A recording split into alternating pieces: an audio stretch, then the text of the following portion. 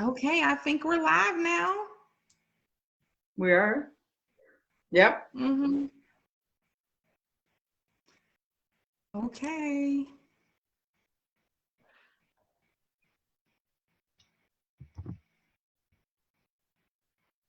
I'll continue to send these invites. Are y'all still in the room okay? Yeah. Yes. Okay, good.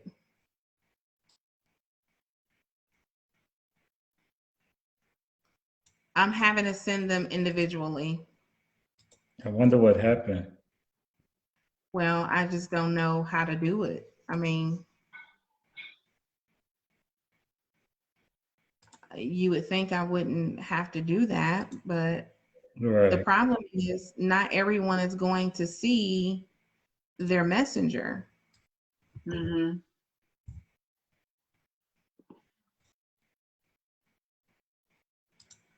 How about the Zoom? No, they because we set it up on Facebook, so people wouldn't know to do that. So they only will be okay. Yeah. Let me go back because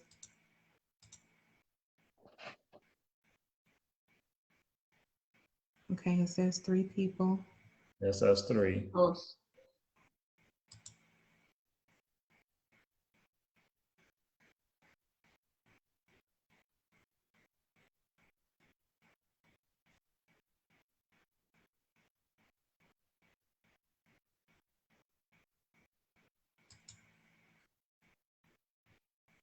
I wish I knew what I was doing. Oh man. It's all good.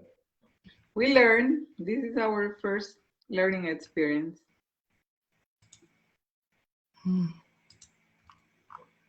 I'm just going down the list, guys. Yeah. Kisa.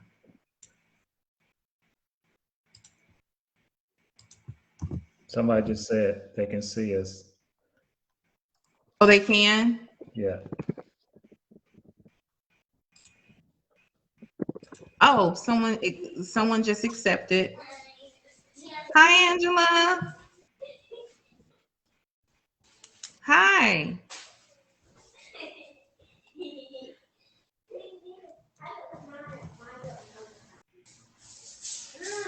Thank you, Joseph. We just gotta mute everybody until we get started.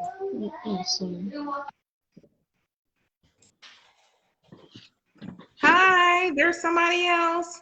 Hello.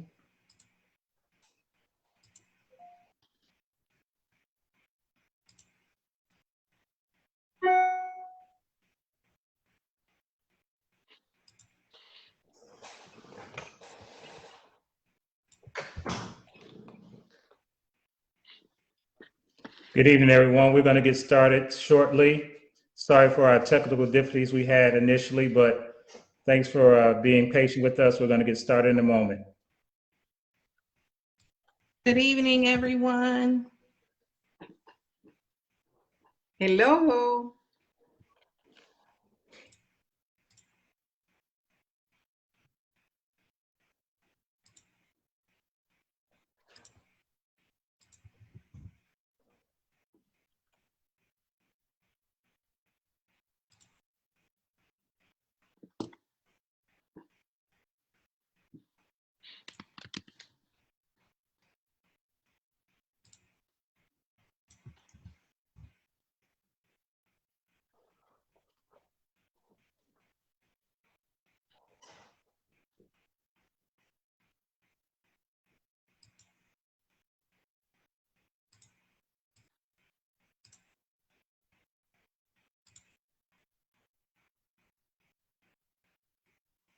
I would give it maybe one more minute and then you can start. I'll just continue to invite people on my end though.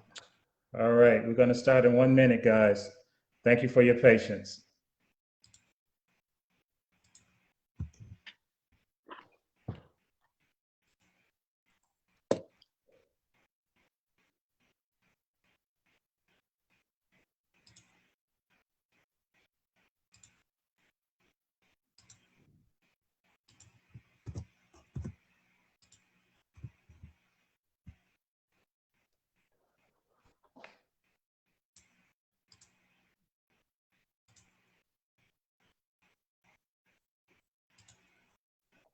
All right, good evening, everyone.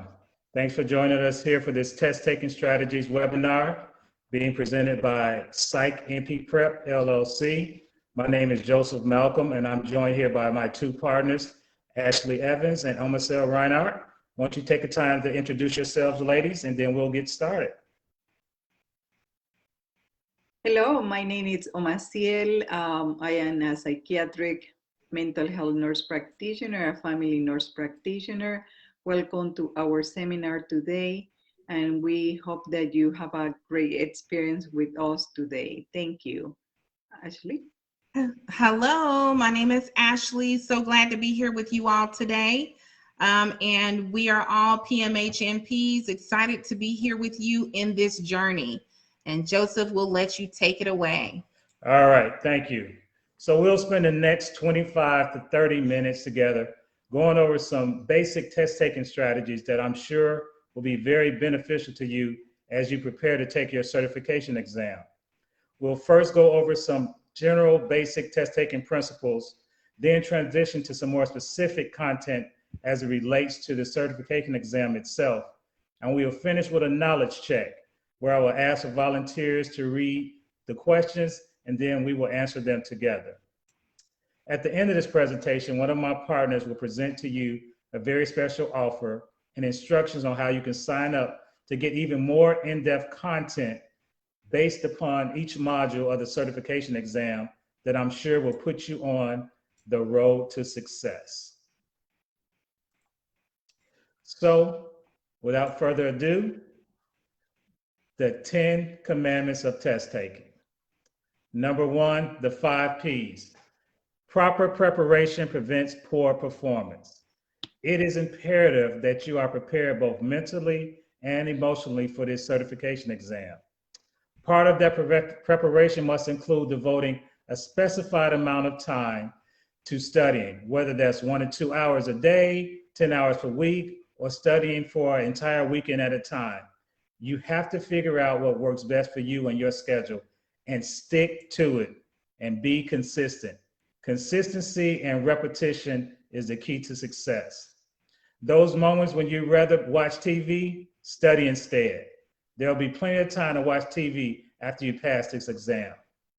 We are here to provide you with the tools to enhance and build upon the solid foundation that you've already created for yourself.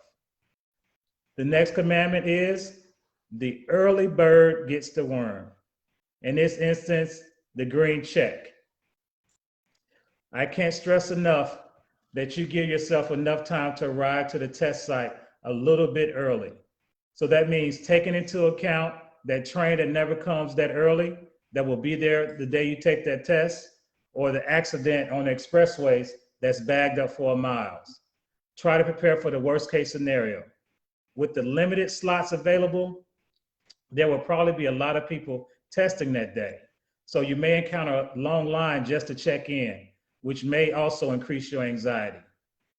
Even if you're taking the exam online in the comfort of your own home, you have to make sure that your environment is totally free of anything that can potentially be viewed as an unfair advantage in your testing environment. So even at home, allow yourself enough time to sterilize your environment as much as possible before the proctor comes online. Arriving early will also give you a chance to deploy whatever relaxation techniques that you may need, whether that be meditation, deep breathing, or prayer. It would also give you time to go over a few last-minute topics that you want to ensure you understand. Arriving early can be the difference maker. The next commandment is read to succeed. Please make sure that you read all of the instructions thoroughly and carefully. There will be some information in those instructions that will help you navigate through the test more efficiently.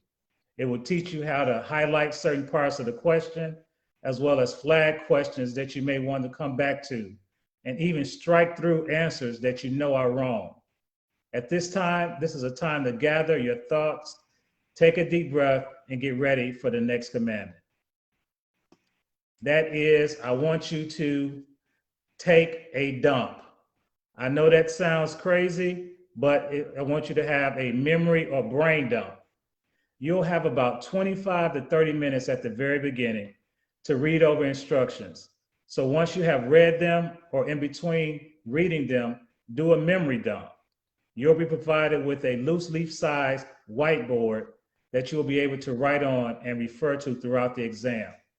This is a great time to write down all of the scales that you may need, including the HAM-D, the Bex, the CEWA, and etc.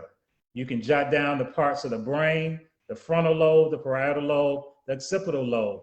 You can even jot down some of the mnemonics that we'll give you, like for depression, which is SIGICAPS, for SAID, for mania. You can also write down Erickson's and Freud's stages. But whatever you do, you want to make sure you maximize this time in the very beginning so that you can use that throughout the exam. The next commandment, I want you to know that time's a ticking. So you want to make sure you don't spend a lot of time on one question. I will reiterate this. Do not spend a lot of time on one question. There are 175 questions and you have 210 minutes for the entire exam. So that is a little over a minute per question. And some of these questions can be very lengthy. So that's why it is important to take as many practice tests as you can before, so you'll know how long it's taking you to answer these questions. If you find yourself getting stuck, you can approach it in one of two ways. Either flag it and skip it, or flag it and answer it so that you know that you still want to come back to it if you have time. I prefer the second, just in case you don't get a chance to come back, but at least you gave it your best shot. But you have to decide for yourself what you think the best strategy is for that particular part. The next one is, the commandment is, I have a clue for you. You want to try to hone in on certain keywords or phrases in the exam. For instance, if there are two answers that are similar, then more than likely, neither of them are correct. When you see keywords like initial and think of the nursing process, the first thing that you do is assess. So the answer will probably be an answer related to assessment and not intervention. The right option may have the same word or words as the test question. It can be the same word or a synonym of that word. But one thing I want to caution you is be wary of absolutes. So if you see questions that say have all, only, always, everything, nothing, things like that, I want you to stay away from them because usually that is not the right answer. When two answers are the opposite one of another, one is usually the correct answer. And I want you to pay close attention to the last sentence in that question, because most of the time this tells you what the examiner is really asking. And on a side note, try not to let your personal practice influence your answer. So those of you that are already nurse practitioners, be very cognizant of your personal practice versus standards of practice. The examiner is testing standards of practice, not workarounds or shortcuts that you've done to make your life easier at work. The next commandment is, I want you to know that nothing left behind. And what that means is you need to answer all of the questions. Once again, it is very, very important to answer all of them. Out of the 175 questions, 150 are scored and 25 of them are considered to be pre-test questions that are not scored. As a test taker, you have no way of knowing which ones will or will not be scored. So it's automatically wrong if you don't answer. So answering them at least gives you a chance to get it right. The next one, which is very important, you need to make sure you maintain a positive attitude.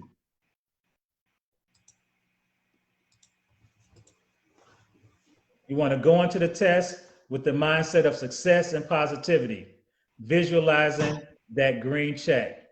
Do not lose confidence or waste time if you encounter confusing or difficult questions. Answer them to the best of your ability and move on. If you have no clue about the correct answer, make an educated guess since it will not count against you. flag them and come back to them if time permits. The next one, I want you to go with your gut. That means, because most of the time it's right. The first answer that pops in your mind is usually the correct one. Don't change answers unless you are sure you've chosen the wrong answer. Disregard or ignore patterns. It is probably a coincidence if a string of multiple choice answers that you know are correct are a certain letter. So if you have 4 A's in a row, don't automatically think that something is wrong and start second guessing yourself. Be confident in what you're doing and continue to move through the test. And the last commandment is, I need for you to step back. Go back and review your answers. Once again, if time permits, go back and review the test. If you don't have time to review the entire test, at least review the questions that you have flagged. Once again, only change answers if you are certain that you misread or misunderstood a concept the first time around, or you saw something later on in a test that necessitates that you change your answer. Check to make sure that you answered all of the questions. Once again, there's no penalty for answering those questions.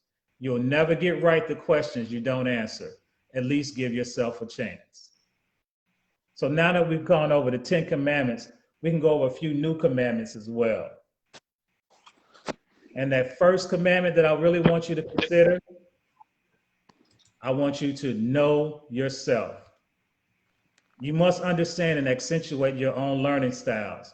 Whether you are a more auditory learner or more of a visual learner, make sure to incorporate those strategies when you're studying for the exam. If you are a person that gets very anxious before taking tests, figure out which, if any, relaxation technique work for you. Whether it's meditation, breathing techniques, or prayer, make sure to incorporate those prior to and during and on the test day. If those techniques don't work and you find yourself still very anxious to the point where you can't even study or concentrate, you may need to see your provider to get something for anxiety.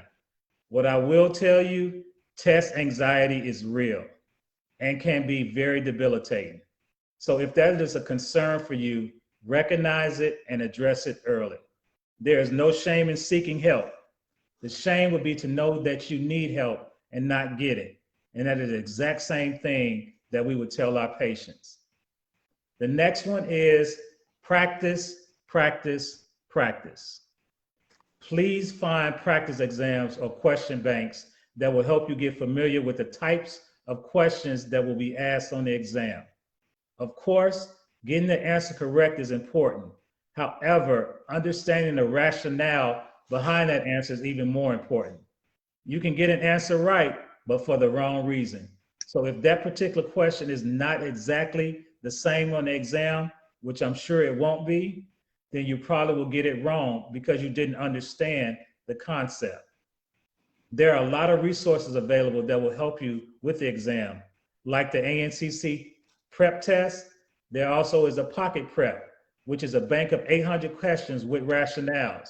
There are YouTube videos on certain topics like neurotransmitters and parts of the brain. These are just a few options, but there are plenty out there. But you have to figure out which one best suit your learning style. The next one is resiliency. Resiliency is key. For most of us, it's inevitable that we are going to encounter certain parts of the exam that make us feel unsure and even doubt whether or not we know the content, even though we know we have studied it over and over again. So in those moments, take a deep cleansing breath, center yourself, and know that you have prepared yourself for this exam. Even if you feel defeated because you may have gotten 2 or 3 questions in a row that you're not sure about, you have to be resilient. Encourage yourself and keep pressing forward with the expectation that you will succeed, because failure is not an option. The last one, which I really like, I want you to do your dance. What that means is once that exam is over, you get that green check, celebrate and do your dance. Even though you might not be able to do it right there, but visualize it in your head and dance in your heart, knowing that you overcame a huge hurdle and have just unlocked unlimited possibilities for your future and career growth. Take a bow, because you deserve it. So now we're going to transition into some exam-specific content, which is a small sample of the great content that you'll hear, learn, and experience in our module presentations when you sign up for our classes. So the first one is the umbrella answer. So if you run into a question, you are certain that there are more than one correct answer given, and it's not a priority question, which means it asks you, what would you do first? Then the umbrella answer is usually the right answer. And we're going to review a couple of questions and which one will be containing a umbrella answer. You'll see shortly. The next one is thyroid versus brain. There are certain medical disorders involving the thyroid gland and TSH, T3, and T4 levels that can mimic mental health disorders. So it is vitally important that the Psych NP determines very early on whether these symptoms are being presented is medical or mental. These also we discuss much more in depth during our module presentations. So we have a few concepts we want to go over. NMS, SS, which is serotonin syndrome, and HC, which is hypertensive crisis. So we know with neuroleptic malignant syndrome, which is most prevalent with typical antipsychotics like Haldol and Thorazine, but it also can occur with atypical antipsychotics, but to a much lesser degree. Some of those symptoms that you will see with this will be muscle rigidity, mutism, muscle breakdown, and myoglobinuria, to name a few. And the treatment for this would be either dantrolene or Prolidel, depending on how they phrase the question. The next one is serotonin syndrome, which is usually caused by antidepressant as compared to the antipsychotics or NMS. And those antidepressants include SSRIs, SNRIs, TCAs, and MAOIs. And some of the symptoms for this would be hyperreflexia, myoclonic jerks, diarrhea, shivers, elevated temp, and sweating. And also triptans like Imitrex, which are used to treat migraines or cluster headaches, can also cause serotonin syndrome. Last but not least, we have hypertensive crisis, which can develop when taking MAOIs with foods containing tyramine, foods such as aged cheeses, cured meats, and even red wine. Too much tyramine in the bloodstream can lead to a hypertensive crisis. And if a person is taking Demerol or on a decongestant, do not give an MAOI. This too can lead to hypertensive crisis.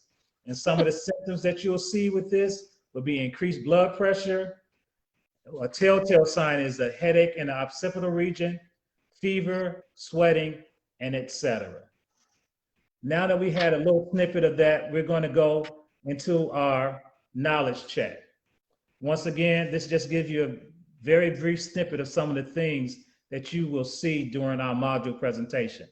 So I'm going to ask for a volunteer, if you wouldn't mind, to read that first one, and then we will go over the answers together. Who would like to read that for me? Not me. We're all family here, Marlies.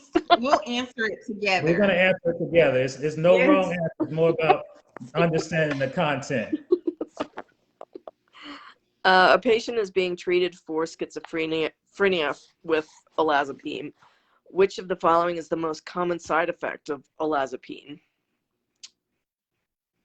All right. So our answers here are increased waist circumference, EPS, increased lipids, and metabolic syndrome.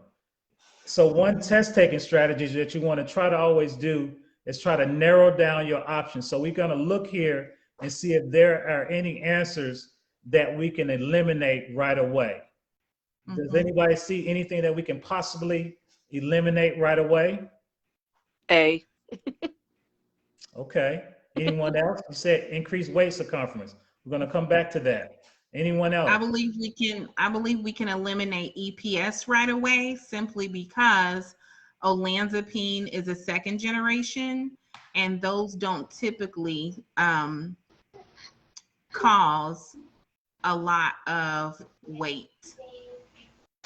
It doesn't cause a lot of EPS. Okay, Sorry, a lot of EPS, excuse that's me. fine.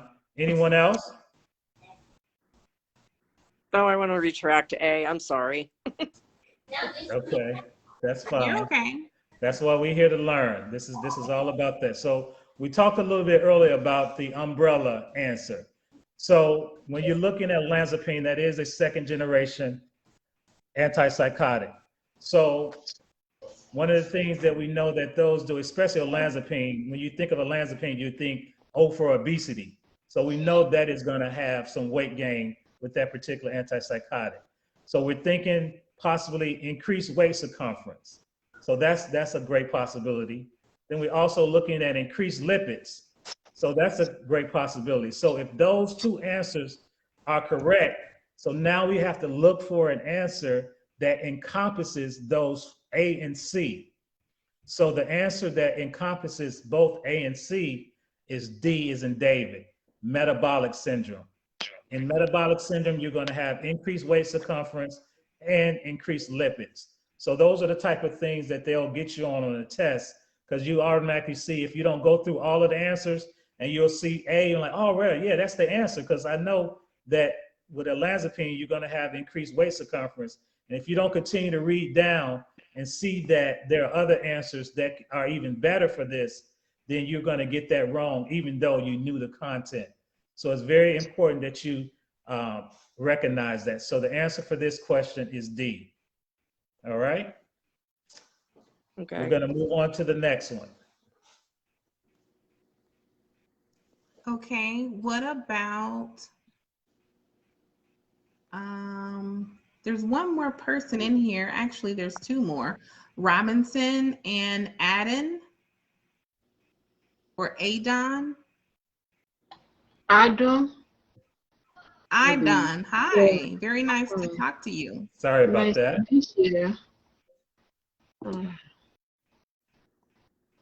Thank you So would for you read having that for us, please? Oh, okay. A patient presents to the clinic with weight loss, irritability, insomnia, hypertension, and increased activities. As the provider, what is the first thing you are going to do? A, prescribe them lithium, order a TSH, C, inpatient admission, D, order a CBC. All right, so let's break this down. Let's break this question down. So just looking at those symptoms that you have, what would probably be the first thing that we may think of as far as a diagnosis? We're looking at irritability, weight loss, insomnia, hypertension, and increased activity. What would be something that could possibly be a diagnosis for that?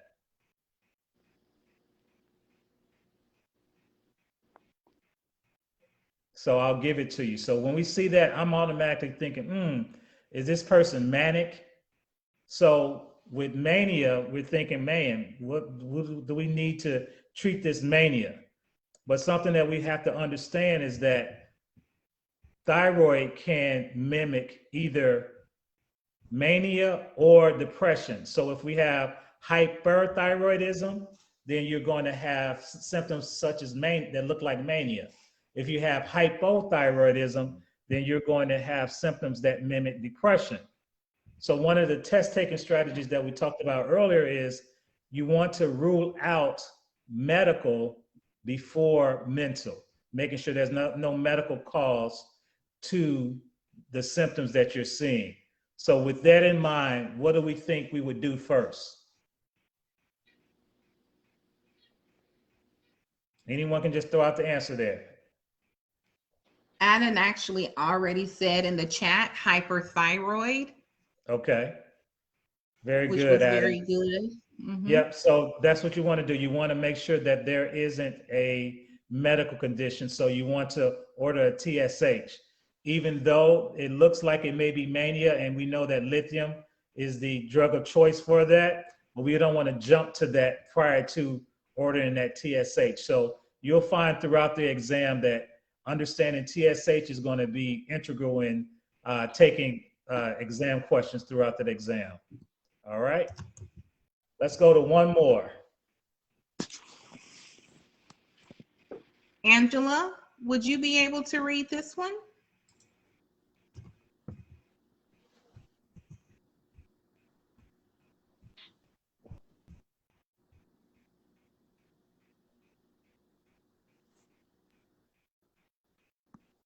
Are you still with us, Angela?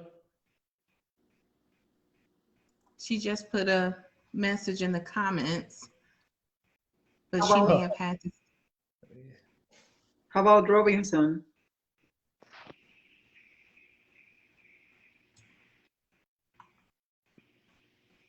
Robinson, would you like to read?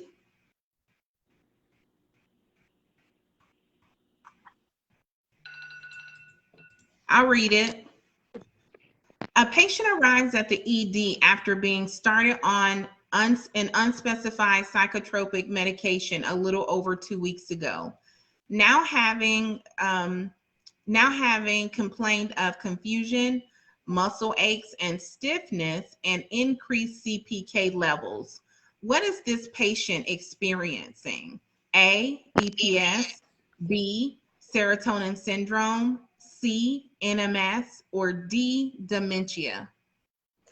So once again, we want to try to employ those test-taking strategy and see if there are any answers that we can possibly eliminate. So could somebody say which one we would maybe able to eliminate right away?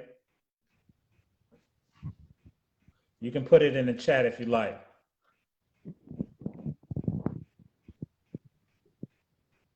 Exactly, you said D.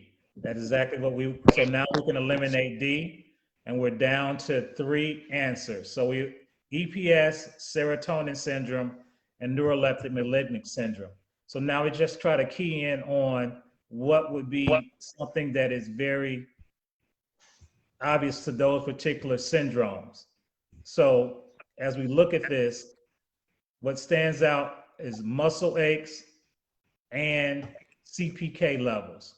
We know in this particular syndrome that there's going to be a significant amount of muscle breakdown, which is going to increase CPK levels. So does anybody want to take a gander at what the answer is now? And you can put it in the chat as well, the comment section.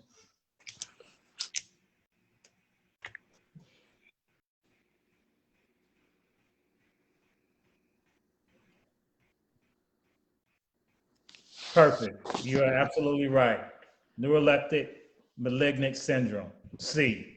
So that's one of the telltale signs of NMS is the increased CPK levels because of the muscle breakdown that you're going to have with that.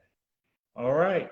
I really appreciate everyone's attention and willingness to come on. And now you see our last slide here, which gives all of our contact information on Facebook, Instagram, and Twitter, as well as our website, and also how you can book our online modules. And if you can't do it online, you can feel free to call or text us as well. So now I'm going to hand it over to my partner, Ashley, who's going to take you through the process of booking online if you would like to choose to do so.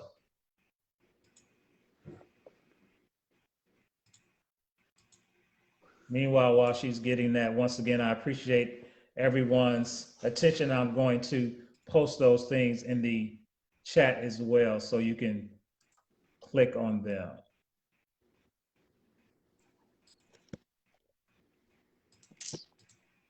Okay, do you all see my slide here? Yes. Okay, perfect. So we're really excited about this offer that we have for you all. We're inviting you all to the inaugural Psych NP focus group session that we have.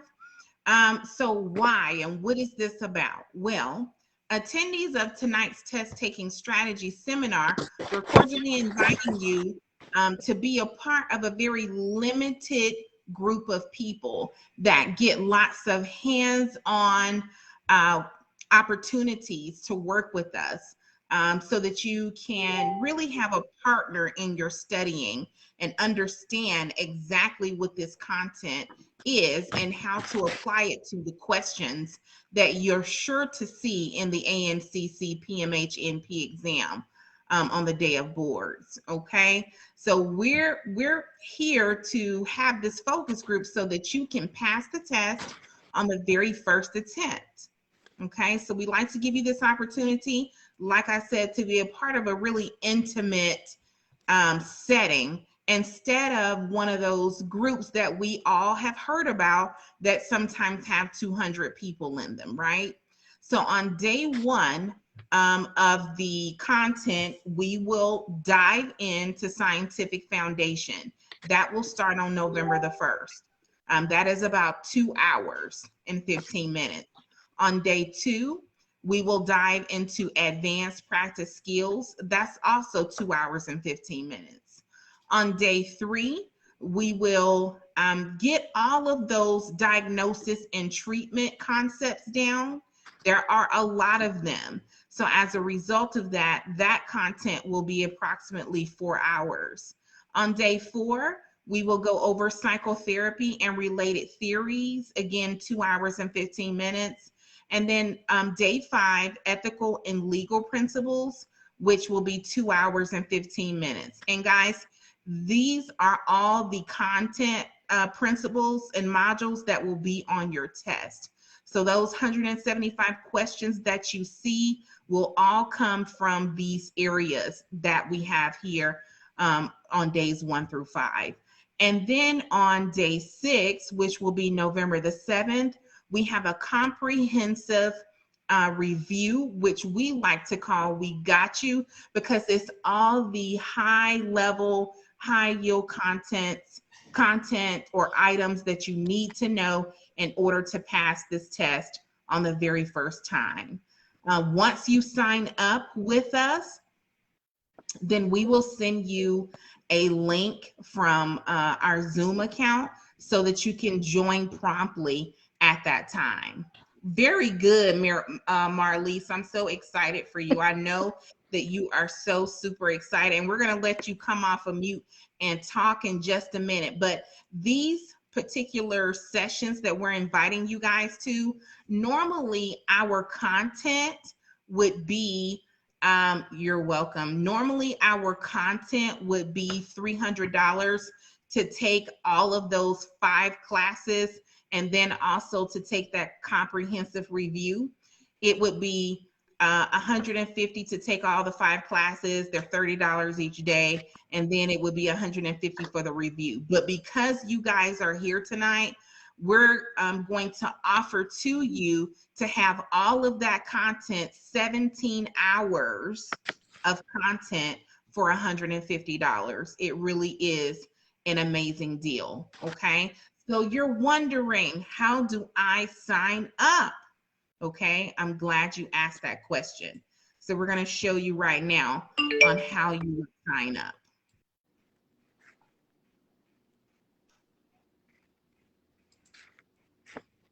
Okay, so now I'm going to switch my screen again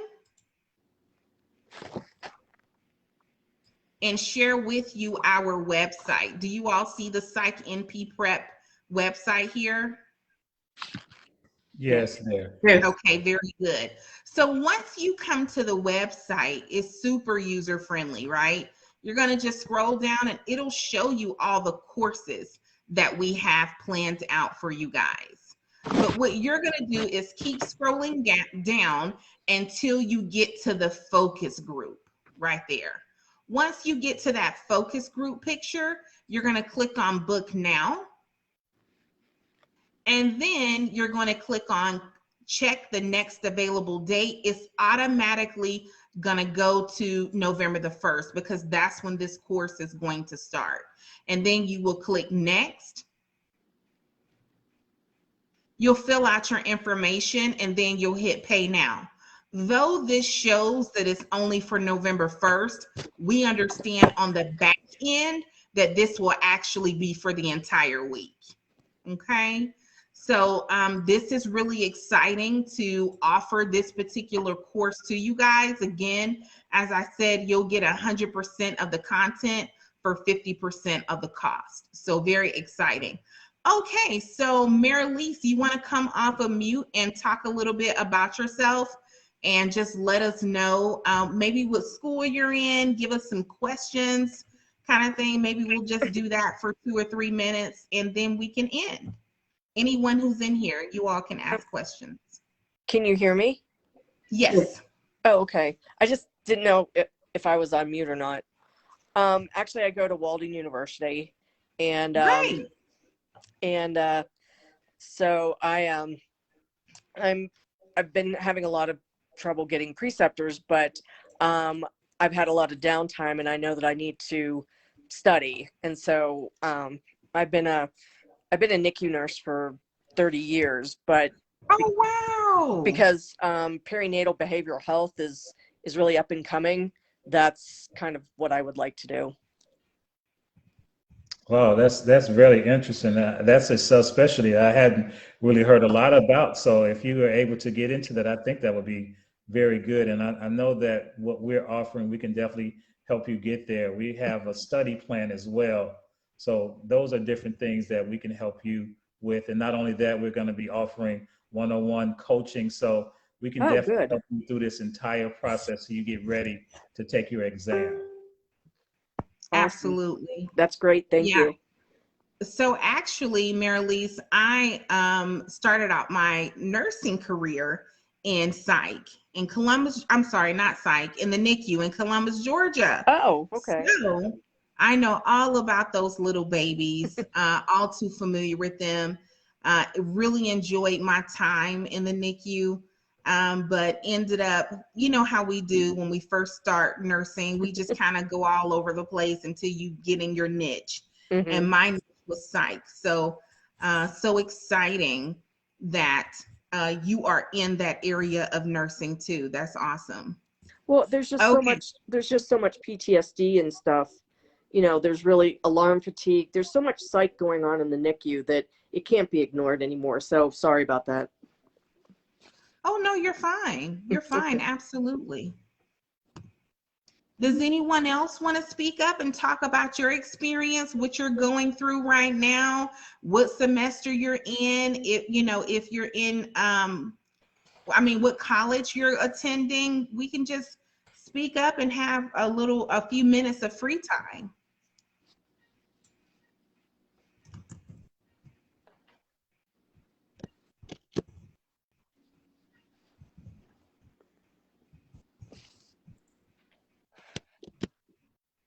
And I know Robinson is requesting the link. Yeah, I just put it in there.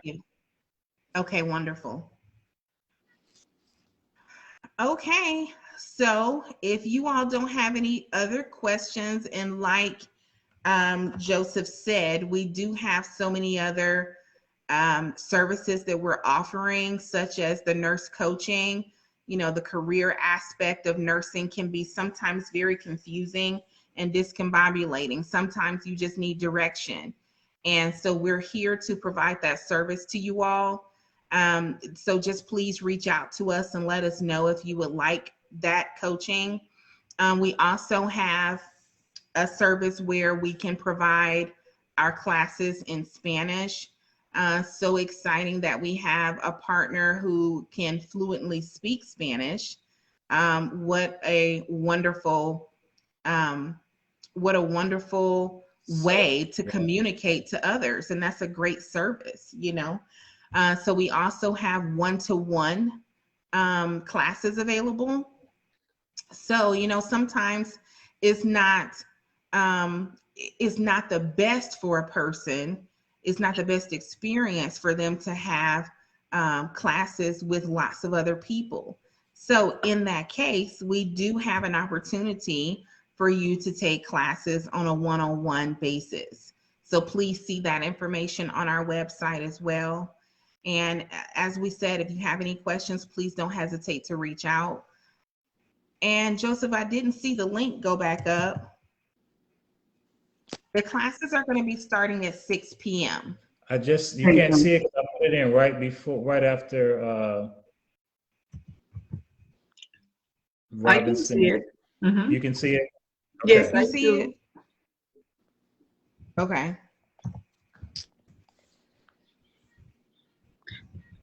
So the classes will start at 6 p.m. Central Time. That will be Mhm. 7 p.m. Eastern Time. Mhm. Any other questions? And Robinson, you can click on the link. That hyperlink will take you, any of you, that hyperlink will redirect you to the website. All right. Well, Okay, once well, it's again, been our honor. yes. It's been our honor to serve you all tonight in this capacity. Really enjoyed having this session with you all. We thank you so much for your time, your attention, and your excitement in this class tonight. And if you have any questions, please don't hesitate to reach us via Messenger. Also, too, please continue. I don't know if you guys have already signed in to Facebook and followed our page, but please follow our page and like the page, because it gives you access to all of the daily content that we post, and all of this content is applicable to boards. Okay. Also, too, one other thing, if you feel like this would be good information to share with your peers in class, please feel free to share our page with your peers. We would love to engage with them as well. Okay? So wonderful. We hope you guys have a great rest of your Saturday evening. Fill it with lots of college football if you would like, or whatever it is that you like to do. So we're going to sign off. Thank you all very Thank much. Have a good you. evening. Thank you. Thank you. Bye-bye. Bye.